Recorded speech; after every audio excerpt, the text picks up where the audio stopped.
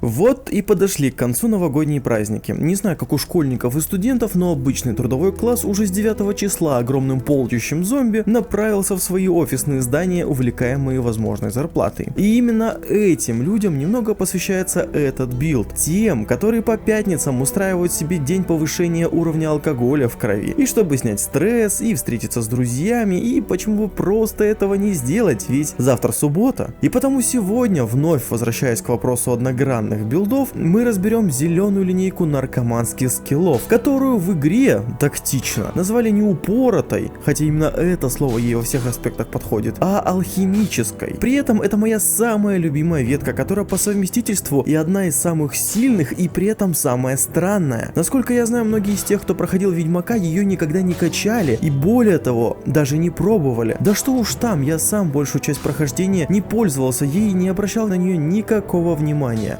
А зря. Поэтому сейчас мы подробно разберем все зеленые скиллы, отберем самые важные и нужные. Я расскажу, как в реальности работают некоторые из них, ведь описание часто неполное или вовсе некорректное. Скажу, какие скиллы в принципе не работают, и уже на основе этой информации создам идеальный алхимический билд, работающий только на зеленых навыках. Поехали!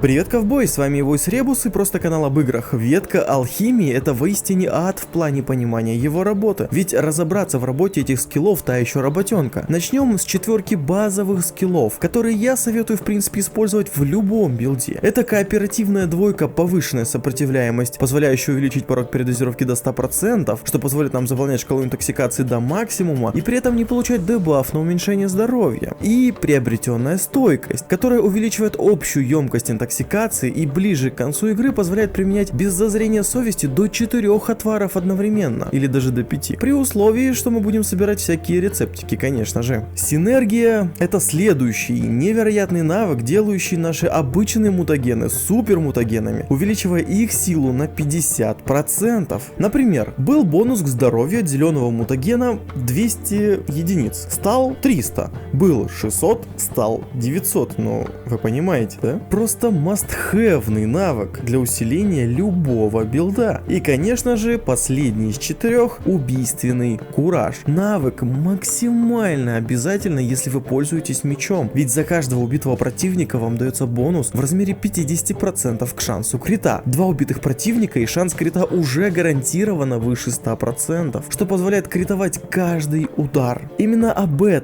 этих 4 навыков я говорил, когда имел в виду не до конца раскрытый потенциал истинного фехтовальщика, ведь эти 4 навыка увеличили боевую силу в разы, и их как раз 4, что при должной прокачке идеально ложится на 4 дополнительных ячейки от мутации. Отвары и зелья позволят усилить некоторые аспекты вашего билда, будь то атака, защита, здоровье или магия, не говоря уже о бонусах к ускорению восстановления энергии или набору адреналина. Усиленные мутагены дают 200% прироста к вашей мощи атаки или силы знаков, а уж о пользе 100% шанса крита, если вы пользуетесь физическим оружием, не мне вам говорить. Но если и этого мало, то в вашем распоряжении сильнейшая мутация, которая как раз обосновалась в зеленых ячейках, но об этом попозже. Нам же этих 4 навыков маловато, а потому мы возьмемся за разборы всех остальных зеленых умений. Для начала это 3 дополнительных умения, которые увеличивают нашу выживаемость. Освежающий напиток — это когда каждое зелье, помимо своего основного эффекта, бонусом восстанавливает до 20% здоровья мгновенно. Довольно полезно, учитывая, что линейка алхимии позволяет поднять уровень здоровья до 20 тысяч хп минимум. Мутация тканей, которая добавит нам по 1000 хп за каждый выпитый отвар, что приятно, ведь мы можем применить 4, а то и 5 отваров за раз. И конечно же, презрение к боли. Вот тут немного сложнее. Забейте на то, что написано в описании этого навыка. Фактически оно увеличивает наше хп на 50% от базового, но только при условии, что мы вышли за пределы порога передозировки. Помните наш первый навык повышенная сопротивляемость, который увеличивает этот порог до 100%? Так вот, вместе они не работают. Если у нас активен навык повышенная сопротивляемость, то мы никогда не выйдем за порог передозировки, а значит навык презрения к боли никогда не заработает. Хотите больше хп? Убирайте повышенную сопротивляемость, но тогда ваше хп будет постоянно уменьшаться из-за этой самой передозировки. Лично я для себя решил, что здоровье не самый главный параметр, а потому лучше откажусь от презрения к боли и дополнительного хп. Вторая тройка дополнительных навыков помогает нам непосредственно в самом бою. Ужас увеличивает защиту на 25% от атак чудовищ, при условии, что на клинки нанесено масло под текущего противника. Крайне удобный и важный навык, так как существенно уменьшает входящий урон. Второй — это ясность мысли, которая активирует замедление времени при контратаке противника, что позволяет вовремя среагировать на его действия. Навык категорически совместим с вихрем из фехтования. Как-нибудь попробуйте их поприменять вместе. И, конечно же, навык отравленные клинки, который увеличивает на 15% вероятность отравления противника. Насколько полезно это отравление? Смотрите видео про критические эффекты. Ссылка будет в описании. Но учитывая, что у нас нет умений, увеличивающих урон напрямую, любой дополнительный дамаг лишним не будет.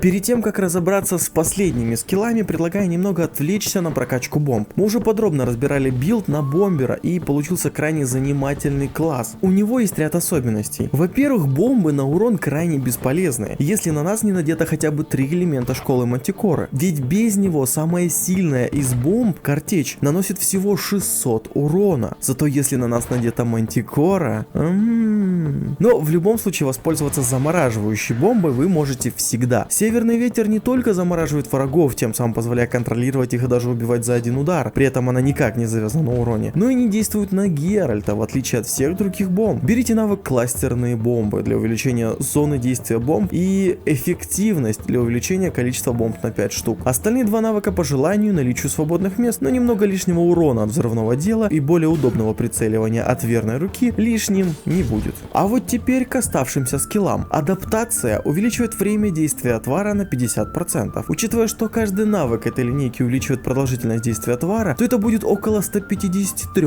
минут реального времени. Почти 3 часа. Я даже представить не могу, зачем так долго, учитывая, что базовый отвар и так действует целый час, что само по себе уже крайне много. Увеличивать его продолжительность не имеет никакого смысла. Навык закрепитель позволяет наносить масла, которые никогда не стираются. В принципе, довольно полезное умение, особенно для ленивых. Даже несмотря на тот факт, что обычно 60 ударов более чем достаточно, чтобы убить любого монстра. Да и не так часто нам приходится сражаться с одними и теми же монстрами постоянно. Кроме того, даже несложно залезть в инвентарь и еще раз использовать масло. Но если есть место, то данный навык можно разместить. Особенно, если у вас стоит гроссмейстерская броня волка, и на клинок можно нанести сразу 3 масла. Навык охотничий инстинкт, к сожалению, не работает. При этом умение чрезвычайно привлекательно, ведь оно увеличивает критический урон по монстру на 100%, но как бы я его ни проверял, по факту различия в уроне нет никакого. Или, возможно, его работа, как и презрение к боли, неверно описана, и я просто не могу его активировать, хотя масло нанесено и адреналин на максимуме. Если кто-то сумел заставить работать этот навык, расскажите, пожалуйста, в комментариях, как именно, я буду вам очень благодарен. Навык побочные эффекты довольно интересный, ведь при применении любого эликсира применяет дополнительный, рандомный, бонусный эликсир из тех, которые не активированы. Ранее он мне не нравился, так как в самый неподходящий момент автоматически активировал кошку. При свете дня она просто раскрашивает экран в белый цвет. Теперь это вроде поправили, и кошка более не выпадает рандомным эликсиром, но круче от этого навык не стал. Во-первых, активируются базовые по продолжительности версии эликсиров. Если тот, который я применил сам, благодаря бонусу от зеленых ячеек, действует 3, 6, 10, 14, 16 минут, то от умения в 4, 5, 6, 10 раз меньше. Во-вторых, полезных эликсиров не так много. Если вы строите билд на применение именно эликсиров, то каждый из них и так у вас может быть активирован в любой момент. И дополнительные, хотя это и приятно, вам на самом деле не нужны. А в рамках этого билда так и вовсе можно активировать абсолютно все эликсиры, и дополнительные никак не добавятся, ведь они не могут дублироваться. Ну и в-третьих, с кошкой мне вполне вероятно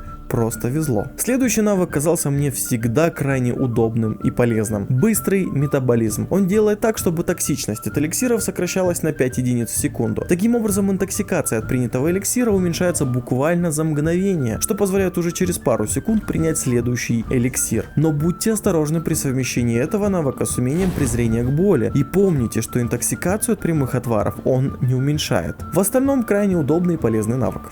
Последний навык – отложенное восстановление. Судя по описанию, крайне крутой, ведь при использовании этого навыка все эффекты зелья остаются до тех пор, пока интоксикация не упадет ниже 70%. Практически вечный гром и ласточка. Главное – продолжать прибухивать эликсирами. Правда, и у этого навыка есть свои особенности. Во-первых, для его активации необходимо 70% уровня интоксикации. Только от зелий. Никаких отваров. Если вы примете хотя бы один отвар, который занимает 25% интоксикации, то вам при активном навыке уже необходимо поддерживать уровень интоксикации выше 95%, чтобы навык работал. А если отвара 2, то навык работать и вовсе не будет. Кроме того, у него явная непереносимость навыка быстрый метаболизм, который будет моментально уменьшать интоксикацию и деактивировать этот скилл. В итоге я решил свой билд строить от отваров, так как постоянно применять зелья мне тупо лень. Я выбрал повышенную сопротивляемость и отсутствие передозировки, а не дополнительное хп от презрения к боли. Я также не беру адаптацию, так как и без нее продолжительность действия отваров равна 2 часам. Я не беру охотничий инстинкт, так как данный навык не работает и толку от него нет. И также не беру отложенное восстановление, так как из-за отваров условия работы навыка я выполнить не могу. В остальном беру все. И все 4 умения на бомбы, и побочные эффекты, и закрепитель. Но по большому счету на сам бой эти навыки сильно влиять не будут. Мутагены, конечно же, все зеленые под цвет нашего билда. Мутация эйфория, ибо она основа любого сильнейшего билда. При максимальном уровне интоксикации она увеличивает силу и нашей атаки, и наших знаков на 200-300%. Но если вы не ищете легчайших путей, то можете попробовать поиграть с ядовитой кровью, которая выступает вроде живого ядовитого щита, который пусть и не защищает от атак по сути, но зато мгновенно контратакует противников, нанося ему достаточно много урона, чтобы убить за 1-2 прокаст. Также мне очень интересна мутация метаморфоза. Она не зеленая мутация, но ее действие завязано на отварах, что как нельзя близко подходит этому билду наркомана. Возьму, пожалуй, для начала его, но если противники будут очень сложными, переключусь на эйфорию. Броня школы Мантикоры, так как она и увеличивает максимальную интоксикацию, и повышает нашу силу крита, и даже позволяет нашим бомбам критовать, что крайне важно. Зачаровываем ее на щит или отражение. Мечи самые сильные, на этот раз для меня это Бельховенский клинок и Тахрейль. Оба зачарованы на воодушевление, которое может увеличивать атаку на 50% при условии наличия эффекта восстановления здоровья. Отвара 3-4. Для меня это водяная баба для увеличения урона, Экима для восстановления хп, работы водяной бабы и зачарования воодушевления, а также глава глаз для снижения входящего урона и повышения выживаемости. При применении 3 отваров мой уровень интоксикации всего 71%, поэтому я решил использовать еще один отвар Василиск. Его полезность сомнительна, но это, во-первых, отвар, который дает 1000 хп. Во-вторых, он увеличивает интоксикацию, что увеличивает силу эйфории. В-третьих, отвар не подвластен быстрому метаболизму. Ну и в-четвертых, именно этот отвар использует всего 40 единиц вашей интоксикации, а не 70, как другие. В итоге 84% и возможность пить 1-2 эликсира, что не важно, так как быстрый метаболизм через пару секунд выводит всю интоксикацию от эликсира и можно пить новый. Из зелий гром для урона, полнолуние для хп, петри для магии и так далее. В общем, на самом деле тут можно применять все эликсиры, ведь помимо бешеного уменьшения уровня интоксикации, которое позволяет пить каждые 2 секунды новое зелье, из-за обилия зеленых навыков время действия всех эликсиров сильно увеличено.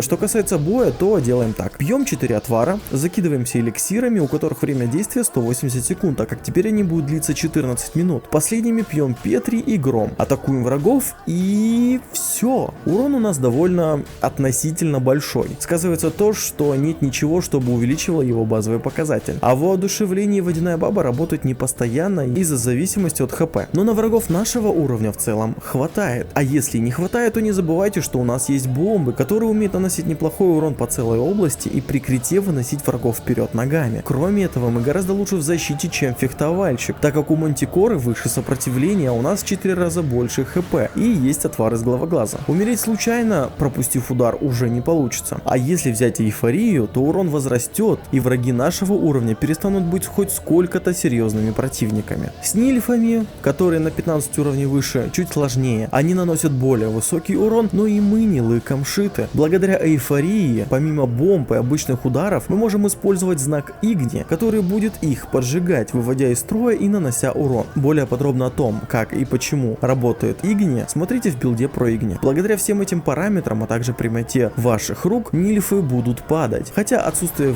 вихря прям чувствуется и очень хочется зажать левую кнопку мыши и закрутиться, сделав этот билд в разы сильнее. Но и без него можно справиться. Чего не скажешь уже о бандитах с Тусента. Я напоминаю, я 53 уровень, они 90 плюс уровень. И несмотря на мои 20 тысяч хп, сопротивление, защиту, глава глаза, они все равно убивают меня с одного удара. А без нагибаторского вихря я просто не могу реализовать потенциальный урон. Если в билде на истинного фехтовальщика была проблема с реализацией критов и увеличением силы атаки, в алхимическом билде проблема с реализацией всего урона. А учитывая, что бомбы и знаки тоже практически не действуют на этих бандитов, то все наше тактическое преимущество свелось на нет. И воевать с 90 плюс уровнем на 53-м билдом истинного наркомана практически невозможно и крайне сложно. В любом случае, билд получился довольно фановым. На этом у меня все, ребята. Всем спасибо за просмотр. Свои пожелания, вопросы и рекомендации пишите в комментариях. Если видео понравилось, то ставьте ему лайк и подписывайтесь на канал. Не забывайте включить уведомления, нажав на колокольчик рядом с кнопкой подписаться и отключать адблок при просмотре будущих роликов. Следующее видео будет небольшим подкастом о планах на 2017 год. Потом вернемся к идеальному билду и разберем идеальный билд на знаке. Увидимся в этом видео, и на этом пока. Всем пока-пока.